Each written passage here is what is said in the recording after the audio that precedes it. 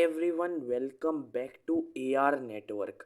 आज की इस वीडियो में मैं आपको मशीन लर्निंग का इंट्रोडक्शन दूंगा कि मशीन लर्निंग क्या होती है, क्या क्या एल्गोरिदम्स होते हैं मशीन लर्निंग में, टाइप्स ऑफ मशीन लर्निंग के बारे में हम जानेंगे, supervised learning, unsupervised learning, classification, regression, इन सब के बारे में जानेंगे। तो आज की इस वीडियो में मैं इंट्रोडक्शन दूंगा आपको और टाइप्स ऑफ मशीन लर्निंग के बारे में आपको बताऊंगा। ये देखने में काफ़ी छोटा टॉपिक लग रहा है बट एक्चुअली में छोटा टॉपिक नहीं है, तो आप प्लीज़ चैनल को सब्सक्राइब कर लीजिए। तो चलिए वीडियो को स्टार्ट करते हैं। अब मशीन लर्निंग होती क्या है, सबसे पहले मैं आपको ये बता देता हूँ। देखिए, जो मशीन लर्निंग है वो आर्टिफिशियल इंटेलिजेंस या फिर एआई का एक सब पार्ट है। हमने आर्टिफिशियल इंटेलिजेंस की वीडियो पहले ही कवर कर दी है, नहीं देखी है तो पहले उसको देख लो, उसके बाद मशीन लर्निंग काफ़ी अच्छे से समझ में आ जाएगा। आर्टिफिशियल इंटेलिजेंस जो थी उसका ही एक सब पार्ट है मशीन लर्निंग, जो कि फोकस करती है basically development of algorithms and models. अब एल्गोरिदम्स क्या होते हैं? एल्गोरिदम्स होते हैं set of rules that must be followed when solving a particular problem. किसी भी प्रॉब्लम को सॉल्व करने से पहले जो सेट ऑफ रूल्स होते हैं उसको एल्गोरिदम्स कहते हैं, ताकि कंप्यूटर ये समझ सके, लर्न कर सके और उन एल्गोरिदम से प्रिडिक्शंस या डिसीजन अपने आप ले सके विदाउट एक्सप्लिसिटली प्रोग्राम्ड। इसका मतलब ये है, बिना प्रोग्रामिंग करे मशीन अपने आप ही समझ जाए और अपने आप ही डिसीजन और प्रिडिक्शंस ले सके। अब ये कैसे हुआ है? ये कोई जादू नहीं है। जैसे मान लीजिए आप शॉपिंग साइट पर जाते हैं, उस शॉपिंग साइट पर आपने फर्स्ट टाइम जो चीज़ सर्च करी होती है, फिर आप जब सेकंड टाइम उस शॉपिंग साइट पर जाते हो तो जो फर्स्ट टाइम आपने जो चीज़ सर्च करी है वो आपको होम पेज पर दिखाई देती है। तो ये कोई जादू नहीं है, जादू की वजह से ये दिखाई नहीं दे रहा है। जो आपका फर्स्ट टाइम का डेटा था वो मशीन के अंदर as a form of history store करा हुआ है और वो उस डेटा के बेसिस पर उसको फर्स्ट पेज पर इनेबल कर रहा है। ये चीज़ें जो होती हैं वो मशीन लर्निंग के अंदर आती हैं। बिना किसी भी चीज़ को प्रोग्राम करे मशीन ऑटोमेटिकली अपने आप समझ जाए कि मुझे क्या डिसीज़न लेना है या फिर क्या प्रेडिक्शंस लेनी है। अब जैसे कि शॉपिंग साइट का ही अगर मैं एग्जांपल लूँ, तो शॉपिंग साइट में ही अगर आप सोच रहे होगे कि वो प्रोग्रामिंग करी हुई है इस वजह से फर्स्ट पेज पर जो हमारा फर्स्ट सर्च में जो था वो शो कर रहा है, तो ये गलत है। प्रोग्रामिंग नहीं करी हुई है वहाँ पर मशीन अपने आप ही डिसीजन ले रही है, क्योंकि आपका जो फर्स्ट विजिट का जो डेटा है, उसके पास जो हिस्ट्री है, उसने उस हिस्ट्री के बेसिस पर आपको फर्स्ट पेज पर वो फर्स्ट सर्च वाले प्रोडक्ट आपको शो करे। अब ऐसे तो मिलियंस ऑफ यूज़र्स हैं जो डेली विजिट करते हैं अमेज़ॉन पर, मान लीजिए। तो हर बंदा अमेज़ॉन का कोई एक ह्यूमन बीइंग नहीं है वहाँ पे पीछे बैठा हुआ जो उसको फर्स्ट पेज पर हर के फर्स्ट पेज पर शो कर रहा है उस चीज़ को। नहीं, आपके फर्स्ट पेज पर कुछ और होगा, किसी दूसरे के कुछ और होगा, किसी तीसरे कुछ और होगा। तो वहाँ पर कोई ह्यूमन बीइंग बैठा हुआ नहीं है। ऐसे तो मिलियंस ऑफ एम्प्लॉय बैठे होंगे जो फर्स्ट पेज पर शो करवाएंगे किसी के भी अपने कस्टमर के डेटा को। नहीं, वो उन्होंने क्या करा है, उन्होंने मशीन लर्निंग की हेल्प ली है और मशीन को अपने आप ही इस तरीके से बनाया है कि वो जो डेटा मशीन के पास है वो उस डेटा की हेल्प से मशीन अपने आप डिसीजंस ले सके। अब मशीन लर्निंग जो एल्गोरिदम होता है वो स्टैटिस्टिकल टेक्निक के ऊपर वर्क करता है। स्टैटिकल टेक्निक का मतलब होता है वो अपने आप डिसीजंस लेती है, प्रेडिक्शंस लेती है, जैसे, और जो डेटा है उनके बीच का जो रिलेशनशिप होता है वो उनके रिलेशनशिप के बीच का डिसीजंस भी ले सकती है, मतलब बेस्ड ऑन डेटा। तो हम अगर एक शॉर्ट टर्म में कहें कि डेटा इज़ द फ्यूचर तो गलत नहीं होगा। तो ये हमारा मशीन लर्निंग था। अब मैं मशीन लर्निंग के कुछ टाइप्स के बारे में बात करूंगा, जैसे सुपरवाइज्ड लर्निंग। सुपरवाइज्ड के अंदर रिग्रेशन, क्लासिफिकेशन आता है, और अनसुपरवाइज्ड लर्निंग जिसके अंदर क्लस्टरिंग और एसोसिएशन आता है। तो चलिए सबसे पहले सुपरवाइज्ड लर्निंग एल्गोरिदम के बारे में जानते हैं कि ये क्या होता है। बात कर लेते हैं सुपरवाइज्ड लर्निंग की। जैसे नेम ही सजेस्ट कर रहा है कि एक कोई सुपरवाइज़र होगा। सुपरवाइज़र का मतलब होता है टीचर। जैसे हमारे स्कूल में टीचर्स होते हैं जिनके पास वेल लेबल्ड पहले से ही किसी भी क्वेश्चन का आंसर होता है, या हम कहें कि आंसर की होती है। तो ऐसे ही जो मशीन लर्निंग में जो सुपरवाइज्ड लर्निंग है उसमें क्या होता है, पहले से ही कुछ डेटा करेक्ट आंसर के साथ बना हुआ रखा होता है और हम मशीन में उसको बस फीड कर देते हैं as a form of algorithms.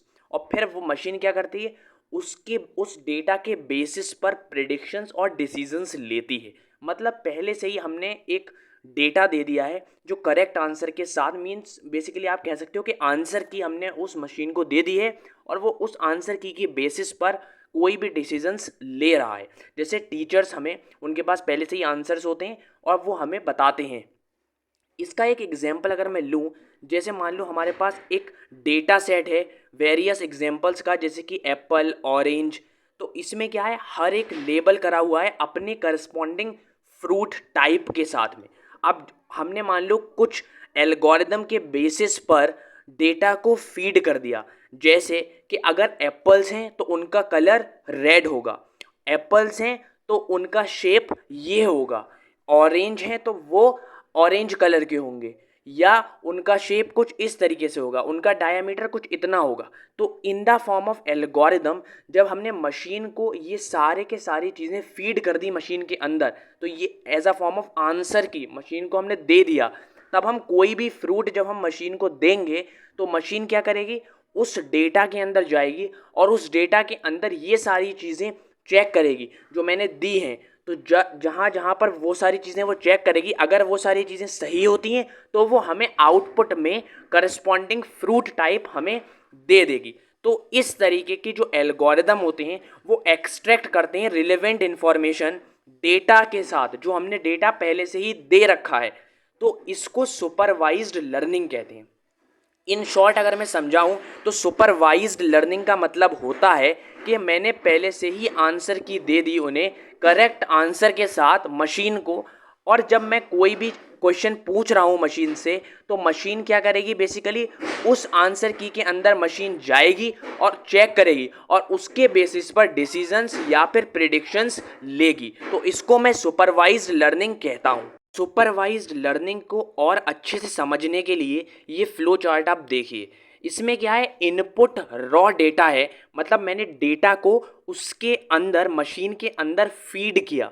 फिर जो एल्गोरिदम के ज़रिए वो क्या करेगा, आप एल्गोरिदम के ऊपर आप देख सकते हैं वहाँ पे सुपरवाइजर ट्रेनिंग डेटा सेट और डिज़ायर्ड आउटपुट वहाँ पे लिखा हुआ है। तो क्या करेगा, जैसे ही मैंने कुछ इनपुट दिया वो एल्गोरिदम अपने सुपरवाइज़र के पास जाएगा, सुपरवाइज़र में जाके चेक करेगा कि मेरा जो इनपुट मैंने दिया है वो वहाँ पे पहले से ही करा हुआ है या नहीं है फीड करा हुआ। उसके बाद वो डिज़ायर्ड आउटपुट देगा और वो वापस से एल्गोरिदम के अंदर आएगा और उसको प्रोसेस कर देगा, और जब वो उसको प्रोसेस करेगा तो मुझे डिज़ायर्ड उसके करस्पॉन्डिंग आउटपुट मुझे मिल जाएगा। तो ये सुपरवाइज्ड लर्निंग होता है। चलिए अब मैं सुपरवाइज्ड लर्निंग का जो और टाइप्स होते हैं उनके बारे में आपको बताता हूँ। देखिए यार, रिग्रेशन और क्लासिफिकेशन दोनों के दोनों एक एल्गोरिदम है जो सुपरवाइज्ड लर्निंग में काम आते हैं और मशीन को इनेबल करते हैं कि वो कैसे डिसीजंस लेंगे। लेकिन मेन डिफरेंस इसमें ये है कि जो हमारा रिग्रेशन होता है वो प्रिडिक्ट करता है कॉन्टिजिनस वैल्यू को, जैसे कि प्राइस हो गया, सैलरी हो गया, एज हो गया। और जो क्लासिफिकेशन होता है वो हमारी डिस्क्रीट वैल्यू वाली चीज़ों को सॉल्व करता है, जैसे कि male, female, true, false, spam, not spam. जैसे रिग्रेशन क्या होता है, जैसे मान लो हमें वेदर फाइंड आउट करना है कि आज का वेदर कितना है, तो वो रिग्रेशन फाइंड करेगा कि वेदर कितना है। और मुझे अगर ये फाइंड आउट करना है कि कोई भी चीज़ मैंने जो इनपुट दी है वो मेल है या फीमेल है, तो वो हमारा क्लासिफिकेशन देगा। ट्रू है या फॉल्स है वो क्लासिफिकेशन देगा। अगर मुझे कोई क्वेश्चन सॉल्व करवाना है तो वो रिग्रेशन सॉल्व करेगा। कोई भी अगर ऐसी चीज़ें फाइंड आउट करवाना है जिसके दो ही आंसर होंगे, ट्रू या फॉल्स, दो पॉसिबिलिटी हैं, तो वो क्लासिफिकेशन सॉल्व करेगा। तो ये रिग्रेशन और क्लासिफिकेशन में बेसिक डिफरेंस होता है। बात आती है अनसुपरवाइज्ड लर्निंग की। अनसुपरवाइज्ड लर्निंग का मतलब होता है जिसमें कोई भी सुपरवाइजर नहीं होता है, मतलब पहले से ही डेटा क्लासीफाई करा हुआ या फिर लेबल करा हुआ नहीं होता है। इसमें होता क्या है, जैसे कोई भी हमें अगर टास्क परफॉर्म करना है तो मशीन क्या करती है, वो डिफरेंट आइटम्स को ग्रुप में डिवाइड कर देती है based on the similarities like patterns, colour etcetera. इनके बेसिस पर अपने सेम ग्रुप में डिवाइड कर देती है और तब प्रॉब्लम को सॉल्व करती है।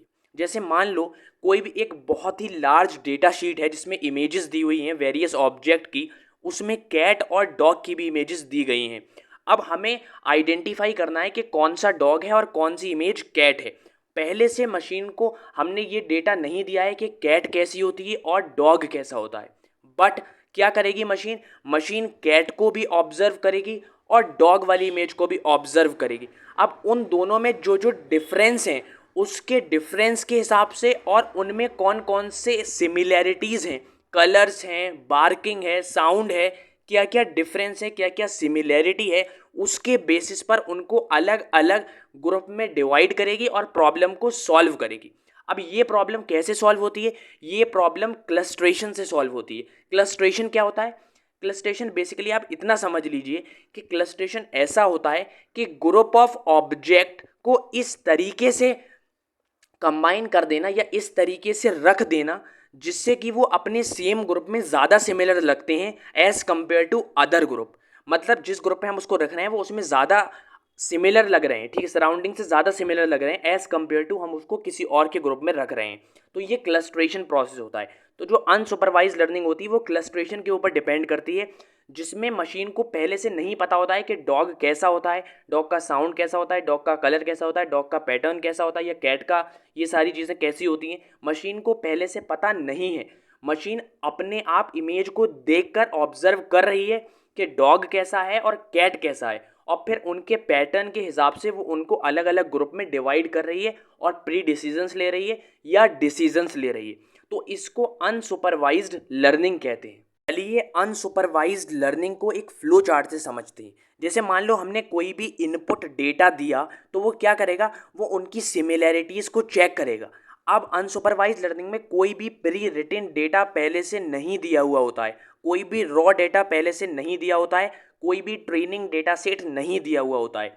तो इसमें होता क्या है, आपने जैसे ही इनपुट दिया वो अलग अलग ऑब्जेक्ट को उनके पैटर्न के बेसिस पर खुद ही डिफ्रेंशिएट कर देगा, खुद ही ग्रुप वाइज में डिफ्रेंशिएट कर देगा। वहाँ पे पहले से कोई भी आंसर की नहीं दी हुई है जिससे वो मैच करके फिर डिफ्रेंशिएट करेगा, नहीं, मशीन अपने आप उनको डिफ्रेंशिएट कर देगी based on their pattern, colour, sound etcetera. उसके बाद क्या होगा, एल्गोरिदम में जाएगा और एल्गोरिदम क्या करेगा, उसको प्रोसेस कर देगा डेटा को और आपको एक आउटपुट मिल जाएगा। आई होप आपको अनसुपरवाइज लर्निंग समझ में आ गया होगा। तो चलिए अब हम क्लस्टरिंग और एसोसिएशन के बारे में पढ़ते हैं जो अनसुपरवाइज लर्निंग का ही एक सब पार्ट है। बात कर लेते हैं क्लस्टरिंग और एसोसिएशन के बारे में। क्लस्टरिंग मैंने आपको पहले ही बताया है कि किसी भी ऑब्जेक्ट को इस वे में ग्रुप कर देना कि वो अपने सेम ग्रुप में ज़्यादा सिमिलर लगे as compare to other group. मतलब किसी भी चीज़ को ऐसे डिवाइड कर देना ताकि वो अपने ग्रुप वालों के साथ में उसकी जो प्रॉपर्टीज़ हैं वो ज़्यादा सिमिलर लगें एज़ कम्पेयर टू अदर के साथ में उसकी प्रॉपर्टीज़ काफ़ी ज़्यादा डिफरेंट लगें और सेम के साथ में काफ़ी सेम लगें। तो ये क्लस्टरिंग जो है वो एक अनसुपरवाइज लर्निंग का पार्ट है। अब सेकंड आता है इसमें एसोसिएशन। एसोसिएशन क्या करता है, एसोसिएशन चेक करता है कि क्या एक डेटा दूसरे डेटा के ऊपर जो है डिपेंड कर रहा है या नहीं। अगर वो कर रहा है तो वो उसको मैप कर देता है अकॉर्डिंगली ताकि हमें ज़्यादा प्रॉफिट हो, और वो हमेशा कुछ ऐसा रिलेशन फाइंड करने की कोशिश करता है ताकि जो वेरिएबल हैं डेटा सेट के वो ज़्यादा अच्छे से मैप हो पाएँ या ग्रुप हो पाएँ। जो एसोसिएशन रूल है ये बेसिकली कॉन्सेप्ट मशीन लर्निंग का ही है। ये इन्वॉल्व किया जाता है या फिर यूज़ किया जाता है मार्केट बेस्ड एनालिसिस में, जैसे शेयर मार्केट हो गया या वेब पेजेस हो गया या फिर माइनिंग में या कॉन्टिजिनस प्रोडक्शन में। इन चीज़ों में ज़्यादा यूज़ करा जाता है।